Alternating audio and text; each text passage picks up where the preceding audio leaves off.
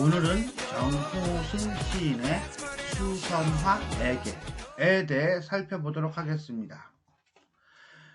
이 작품은 솔직히 말하면 상당히 좋은, 훌륭한, 그러면서도 매우 베리매니마치하게 사람들에게 감동을 주는 그런 시다라고 보시면 돼요.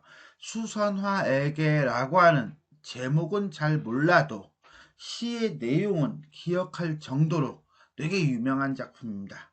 그 다음에 정호승 시인은 나는 윤동주 시인하고 많이 비교해요. 뭐 정신세계 뭐 이런 거가 아니라 시의 흐름 내지는 스타일이 되게 쉽고 평이한 언어를 사용하면서 사람들에게 많은 감동을 주고 있다라고 보시면 되겠습니다.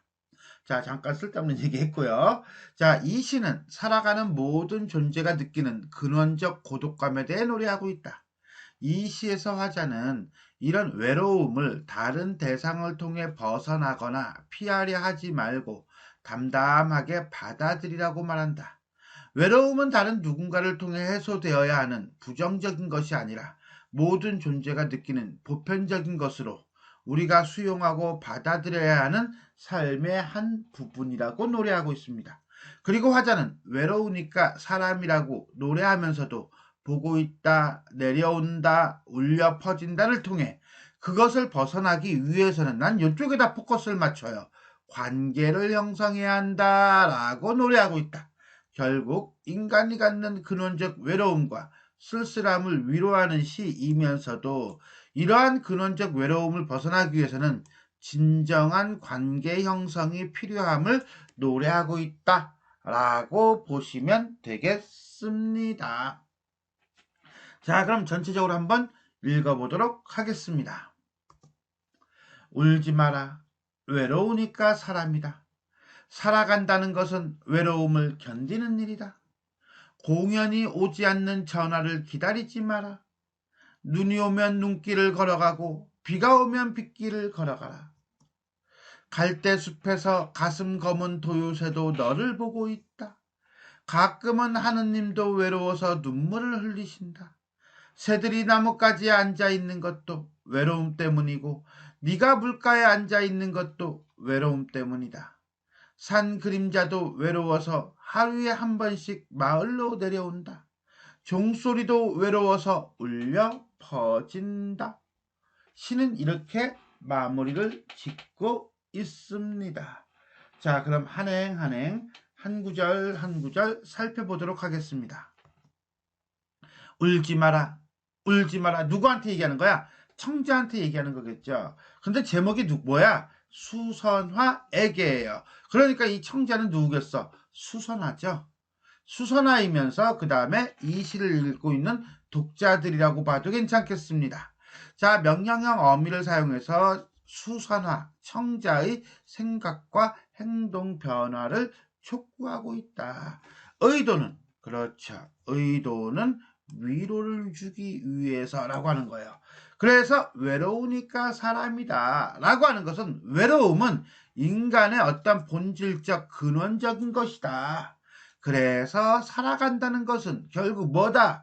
외로움을 견디는 일인 것이다. 외로우니까 사람이다. 살아간다는 것은 외로움을 견디는 일이다. 어때요?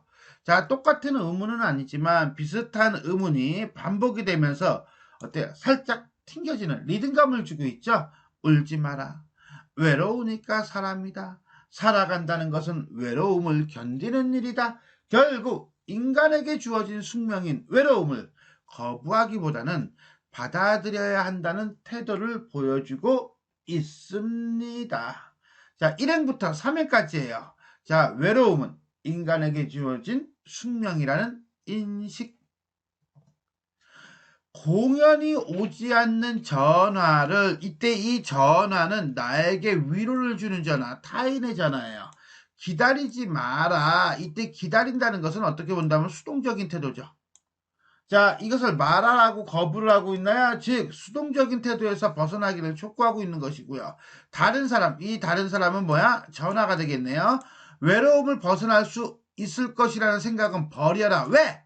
오지 않거든. 눈이 오면, 시련, 고통, 외로움이 오면 눈길을 걸어가고 그것을 담담히 받아들이고, 비가 오면 시련이라든가 외로움이 있으면 빗길을 걸어가라. 시련을 어떻게 받아들여라. 한마디로 주어진 운명을 담담하게 받아들이라고 대꾸법과 반복법을 통해서 노래하고 있네요. 4, 5, 6년 주어진 운명을, 외로움을 담담히 받아들여야 한다는 태도를 노래하고 있습니다. 길어졌다. 갈대숲에서 가슴 검은 도요새도 너를 보고 있다. 이때 가슴 검은 도요새는 나를 보고 있는 존재네요. 그러니까 나를 사랑하는 존재라고 보시면 되겠어요. 그러나 얘도 역시 외로운 존재죠.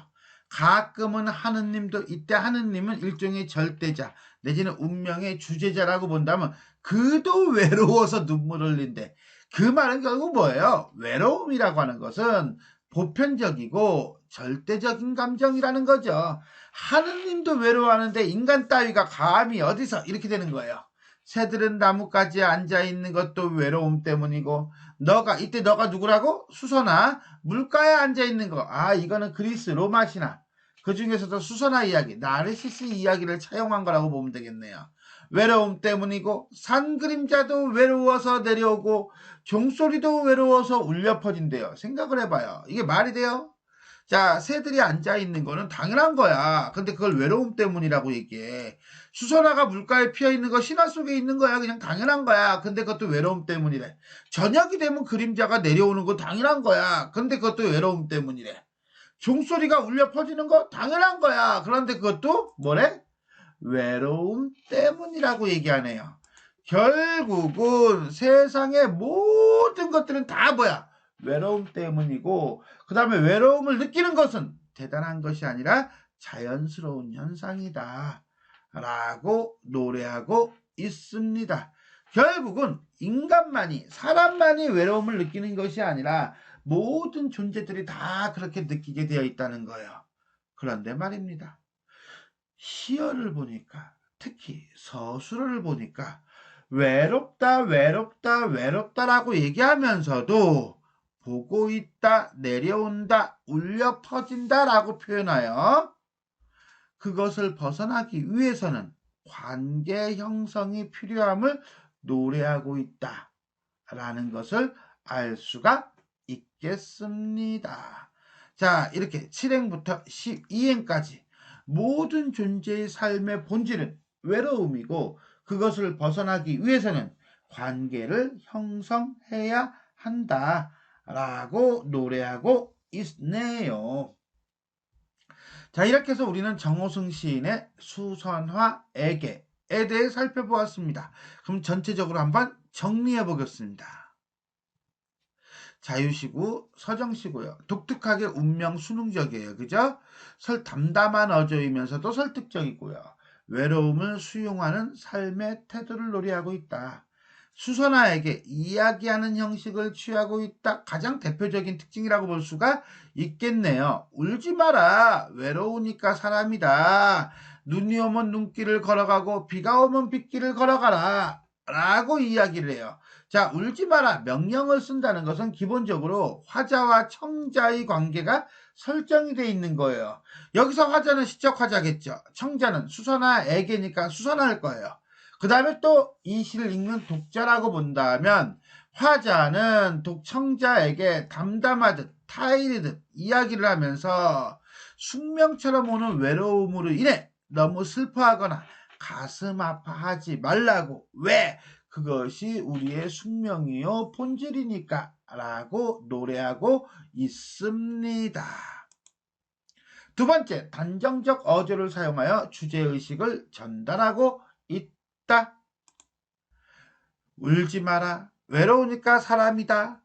견디는 일이다. 기다리지 마라. 걸어가라. 즉 마라, 이다, 마라, 이다. 즉 평서형 종결과 명령형 종결을 통해 단정적 어조를 사용하여 외로움을 견뎌내야 한다고 노래하고 있습니다.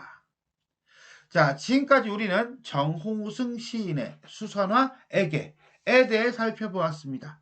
지금까지 내용이 도움이 되셨다면 좋아요와 구독 버튼 눌러주시고요. 알람 설정 부탁드리겠습니다. 수고하셨습니다.